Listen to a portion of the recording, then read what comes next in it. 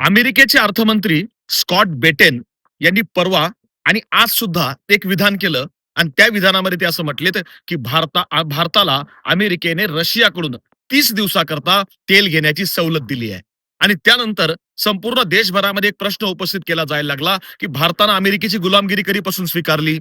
या मागचा इतिहास ज्यावेळी आम्ही अभ्यासतो त्यावेळी लक्षात येतं की अमेरिका हा भारताचा कधीही भरोशाचा मित्र नव्हता. भारताचा जवळचा भरोशाचा मित्र जर कुठला असेल तो केवळ आणि केवळ रशिया होता. पण दुर्दैवानं आजच्या अंधभक्तांपर्यंत ह्या गोष्टी समजत नाही. 1971च्या युद्धामध्ये भारत आणि पाकिस्तान यांच्यामध्ये युद्ध झालं आणि बांगलादेश मुक्त करण्याकरता इंदिरा गांधींनी पुढाकार घेतला आणि त्यावेळी अमेरिकेचे राष्ट्रपती आहेत रिचर्ड निक्सन. आणि रिचर्ड निक्सन यांनी पाकिस्तानच्या बाजूने आपला हात दिला आणि पाकिस्तानच्या मदतीकरता बंगालच्या उपसागरामध्ये त्यांनी अमेरिकेची विमानवाहू जहाजं पाठवली. आणि त्यावेळी इंदिरा गांधी यांनी रशियाची मदत मागितली आणि रशियानं आपल्या तत्कालीन अत्याधुनिक नौका या बंगालच्या उपसागरामध्ये उभ्या केल्या आणि त्याचा दबाव अमेरिकेवर आला. अमेरिकेला माघार घ्यावी लागली. अमेरिकेनं संयुक्त राष्ट्रामध्ये हा मुद्दा उपस्थित केला, पण त्यावेळी रशियानं आपला अधिकार वापरून व्हेटो अधिकार वापरला आणि भारताला लष्करी कारवाई करण्याकरता वेळ दिला. आणि त्या काळामध्ये इंदिरा गांधींनी बांगलादेश वेगळा करून दाखवला. ही जी क्रांती आहे ही अमेरिकेच्या मदतीने नव्हे तर ही रशियाच्या मदतीने भारत करता आली. पण दुर्दैवाची परिस्थिती अशी आज आहे की भारत रशिया संबंध हे आत्ताच्या सरकारनं तसे ठेवले नाहीत.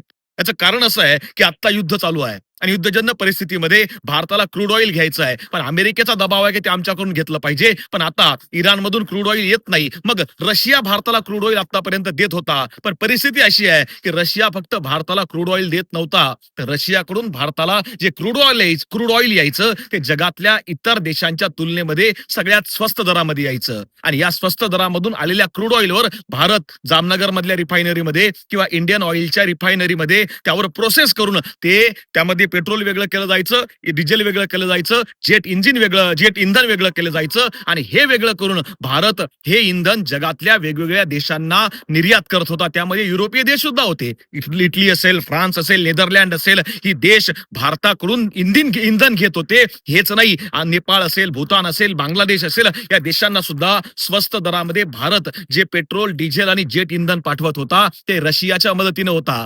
2022 ते 2024 या 2 वर्षाच्या काळामध्ये भारतानं केवळ रशियाकडून आलेल्या क्रूड ऑइल वरती 3 लाख कोटी इतका नफा कमवलाय.